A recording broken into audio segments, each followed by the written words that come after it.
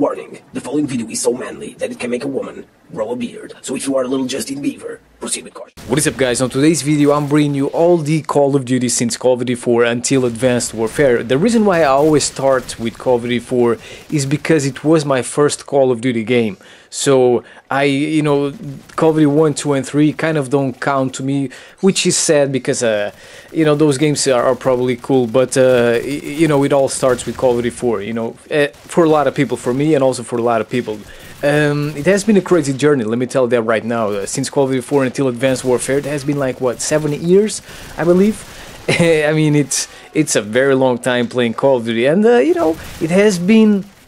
I've had some ups and downs with this Call of Duty. Some Call of Duties are better than others, but I'm not gonna talk about the bad stuff in these Call of Duties. I'm just gonna talk about the good stuff that these Call of Duties have, and that allowed us to have lots of fun. So let's start off with Call of Duty 4. Call of Duty 4 completely changed the franchise, and after Call of Duty 4, Call of Duty blew up in terms of success. I believe that the choice of making it a modern warfare game, FPS, was the key to success because it was refreshing. People were tired of World War II games. And this just changed everything. Even though there were some modern warfare FPS games, like I believe SOCOM and also Counter-Strike, but this one is the one that really took FPS games to a new level. In terms of graphics, they were great in 2007, and they are still great. I mean, you look at Call of Duty 4 and it still looks good. It doesn't hurt your eyes, even with the release of the PlayStation 4. You look at Call of Duty 4 and it still has good graphics, and for the first time in a Call of Duty game there are perks and also killstreaks, which made the game even more fun. There's a nice gun variety. There's the AK-47, the M16, the MP5, the P90, the little Gaze 74U, and even the Uzi and the Scorpion were useful in Call of Duty 4. Now when it comes to perks, there were no overpowered perks, kind of besides the annoying martyrdom, which allows you to poop a grenade before you die. But I mean, you have a stopping power, which you're forced to use, but there's not really one super overpowered perk. Now, one thing that I like about the perks in Call of Duty 4 is that there's a perk to counter snipers, which is Juggernaut. Sadly, it did not last too long in the Call of Duty games, because, for example, in Black Ops 2 and other Call of Duties, I would have loved to have Juggernaut to piss off some little queer scopers. Now, the killstreaks are not overpowered either. There's only 3: the UAV, the airstrike, and the chopper, the attack chopper, which is great in my opinion. It is the best attack chopper so far in any Call of Duty. So the gameplay was mostly focused on gun, which is great. Killstreaks were just a little bonus. And finally, Call of Duty 4 has one of the best and most fun game modes ever, which is old school free-for-all, which is probably what you are watching in your screen, on your screen, whatever. I just love this game mode. Unfortunately, it didn't. For some reason, they didn't bring that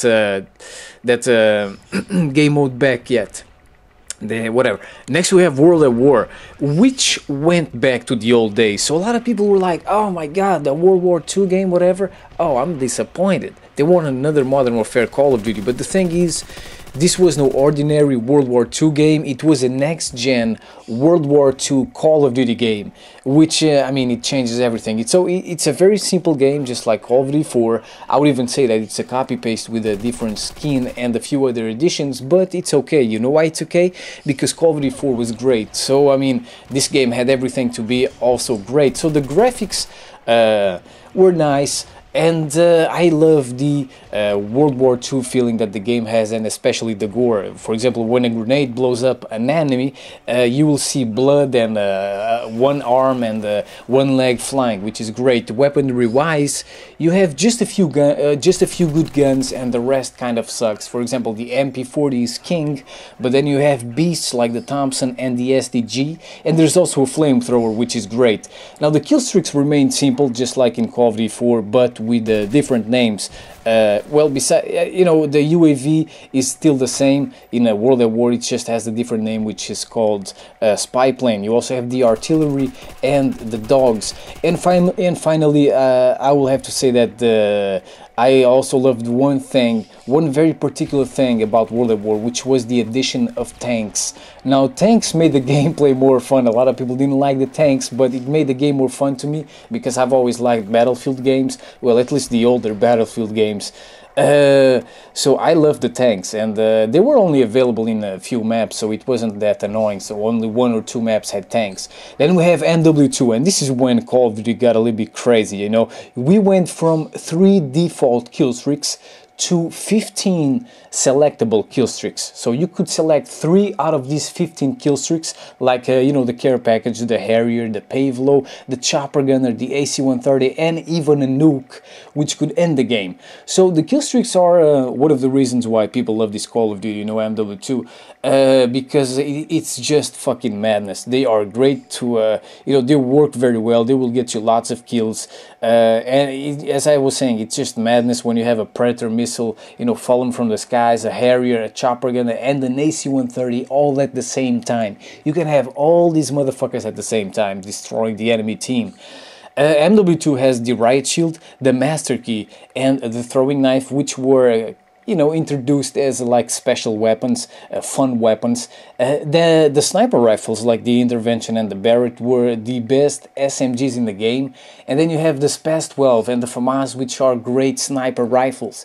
Besides that, there's also the AA-12, the UMP, the AK-47 and the ACR, which are also viable options to, you know, to do some damage to the enemy. The gameplay is very fast-paced, which is why a lot of people love MW2, and it's also fucking chaotic, with all the enemy air support running down either upon you or upon the enemy team. And finally, death streaks were also introduced in MW2 as a reward for the bad players. That way, bad players had a way to get 1 or 2 kills. Next we have Black Ops 1, which is played during the 1960s, and in my opinion it is a great COD. I love Black Ops 1 because of the fact that they tried to be a mix between Call of Duty 4, World at War and MW2. Now, what do I mean with this? Well, it's very simple. Just like Call of Duty 4 and World at War were very simple, gun on gun, you're done. So Black Ops 1 had this factor. It was very simple, but at the same time you have lots of killstreaks and new special weapons that make the game more fun. But these killstreaks were not crazy overpowered like in MW2. So when it comes to weapons, you have 2 which are clearly the best, the FAMAS and the little gay 74U, which you also had in Call of Duty 4. But right behind them you have beasts like the AK-47, the Galil, the AUG, and also the Commando, which are great options to use as weapons. The snipers were nerfed.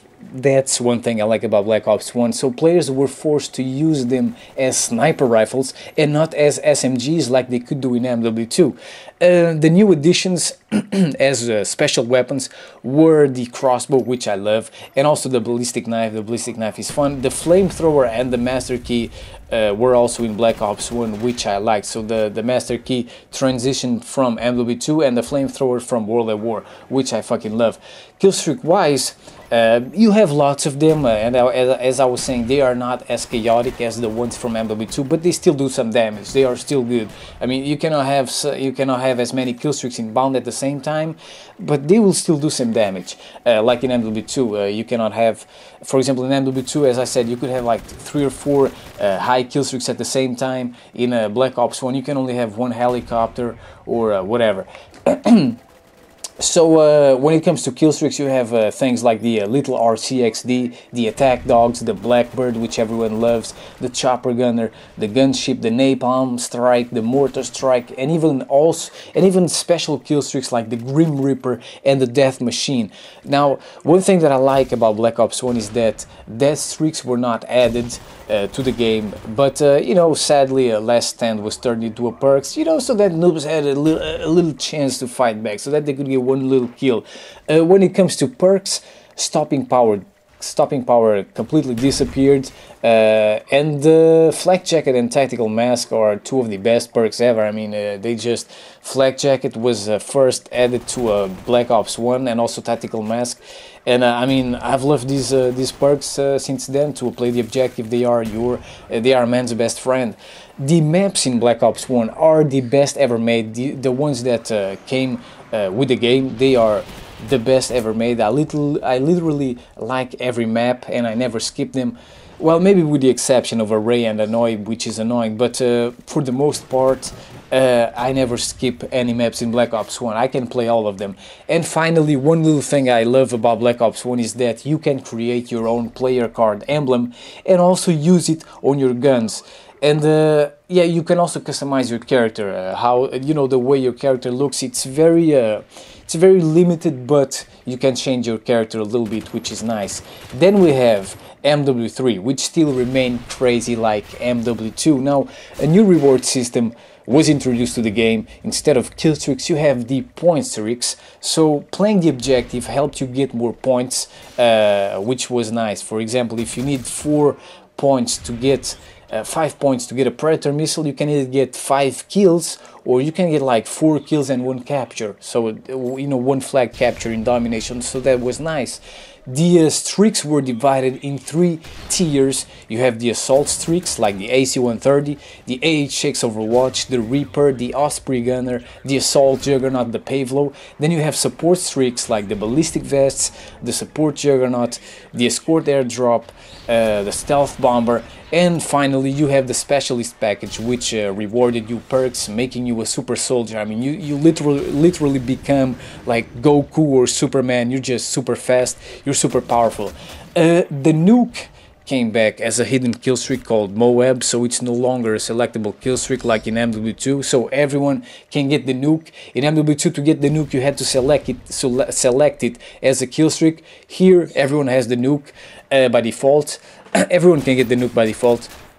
Weaponry wise, you have beasts like the ACR, the Type 95, the MP7, the Striker, the PP90M1, and you also have fun weapons like, for example, the Master Key and the Riot Shield, which for the first time has attachments in a Call of Duty game, the Riot Shield. So you have the melee attachment and the mobility attachment, I believe, speed, you know, proficiency. It's not attachment, it's called proficiency. And finally, Dead Streaks came back to the game, and they fucking came back hard. You have Dead Man's Hand, aka the pocket nuke. You have Martyrdom, which allows you to poop a grenade before you die. You have Last Stand, you have Hollow Points, and you also have Juiced, which pretty much turns you into what's the name of that guy that sprints very fast, the world's fastest guy, track star athlete, whatever. I don't remember his name, but you become that motherfucker when you're juiced. And next we have Black Ops 2, and I'm trying to remember the name of that guy, but I can't. Usain Bolt, that motherfucker. You become Usain Bolt when you're juiced in MW3. Next we have